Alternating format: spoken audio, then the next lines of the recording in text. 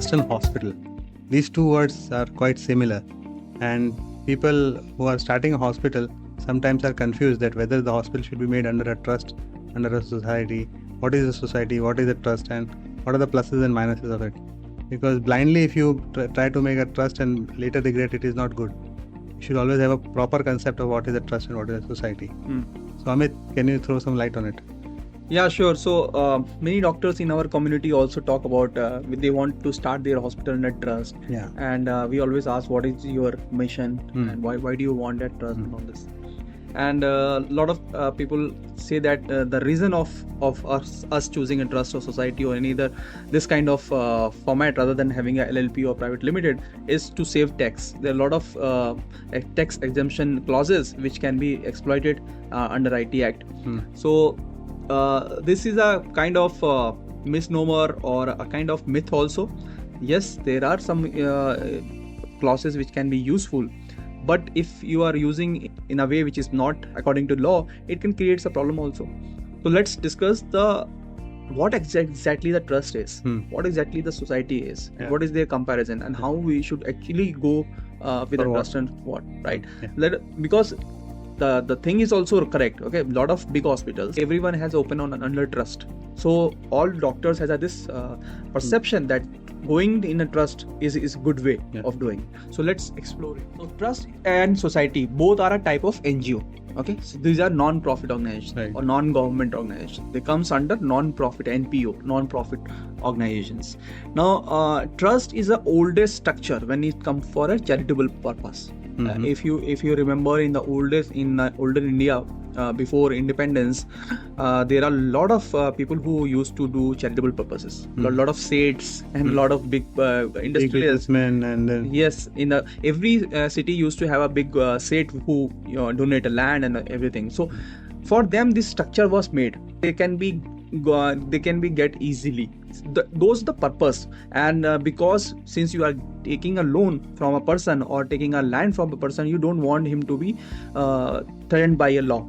So some leeway was given, and that was a kind of mindset with which trust was made, and hence there was some lot of tax exemption as well, a little bit of leeway in terms of tax rebate and all these things. That was the assumption. Now, what exactly the trust is? It is an arrangement between parties where one party hold ownership over the property of on behalf of another person for the benefit of third person. Okay, so for example, one person is your author of trustee, then trustee, and the third is beneficiary. So author of trust is what? Who donates something. So maybe land, money, whatever, building, anything. So that person is author of trust, and then there is a group of person who are managing that property for the benefit of a third person is called trustee, and finally the beneficiary for whom. So basically, trustee does not give any benefit for the author, but it is for the beneficiary's use. Yes, it is for the beneficiary, and trustee is only to manage those things, and then they can take their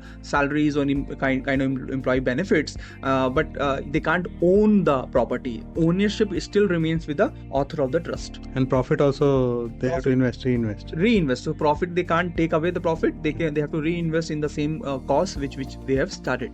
Okay, so now trust is established and governed under Indian Trust Act 1882, except in few states like Gujarat and Maharashtra, which had their own state laws.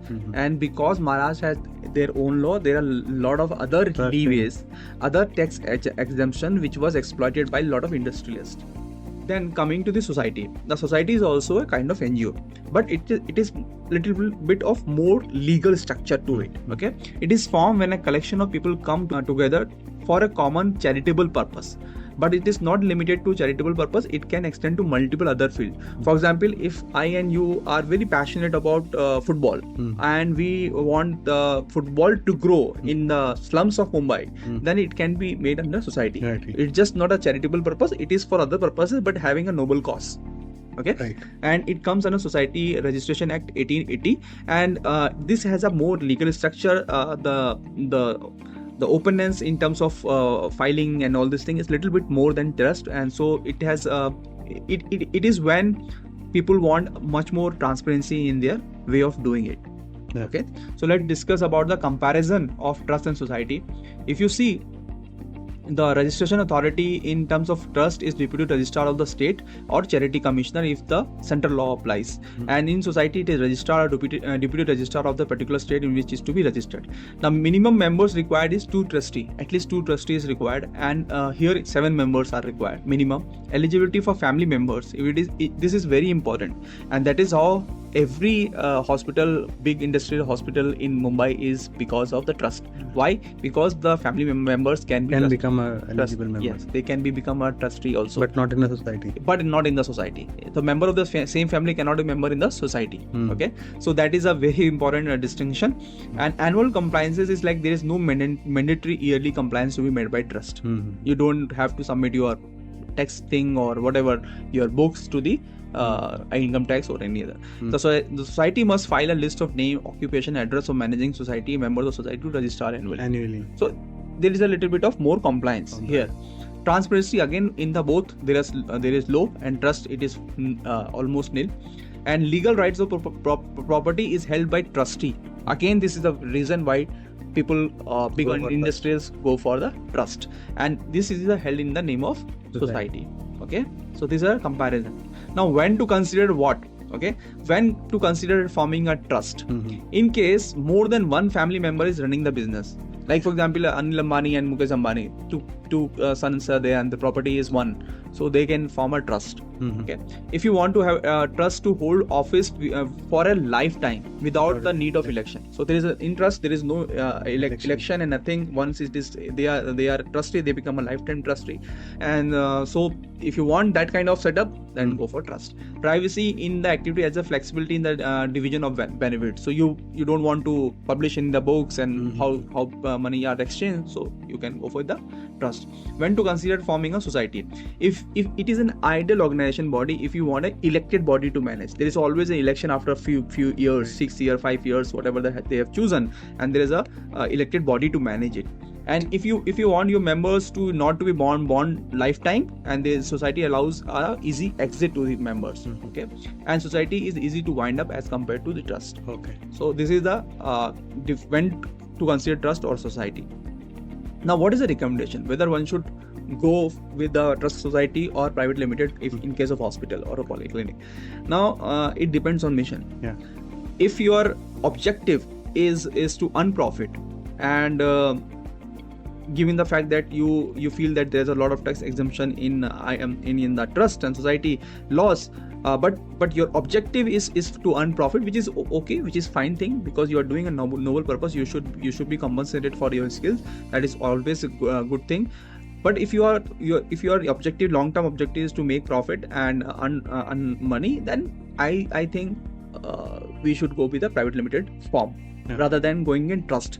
Because if you go to trust, you can't take out the money. Okay, and for taking out the money, you have to go roundabout lateral ways, which is not a good way, because right now income tax authority and every other person knows how the trust is functioning and why a person has made trust in hospital. So the scrutiny has increased. There are a lot of problems. People will ask for the corruption money and all these things. So don't go in that route if you are not your focus is on your earning profit, right? So that is one thing. Another thing, if really your mission is charitable, right, you want to help people, and you have some benefactor who can give you a large piece of land or money or building, then obviously please go with the trust, because it is the best form of doing charitable, because no questions are asked, and a lot of help is given by the government as well. So that depends on your mission. Don't mix match. If you are going for a trust because you want a tax exemption, it comes with a cost. It makes it more messy. Yeah, it makes it more messy. If you are okay to deal with that kind of mess, then you can do it. But we will not recommend.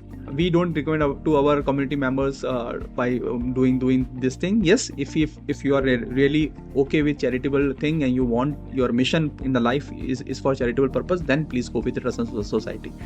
So good. A lot of concepts are clear now. Now a lot of things must be clear, and take a call. Don't go just by a herd mentality. I have seen a lot of in the doctor community. My senior has gone with a trust. My junior has going with trust, or my peer has gone with a trust, and so should I. you have just seen that what a kind of structure they have gone, but what are the disadvantage or what are the pain they are going through, you never know. So take your own decision. Now you know the fundamentals of trust and society. Okay, thank you. Keep watching this channel. There will be a lot of good stuff will be coming up. Thank you.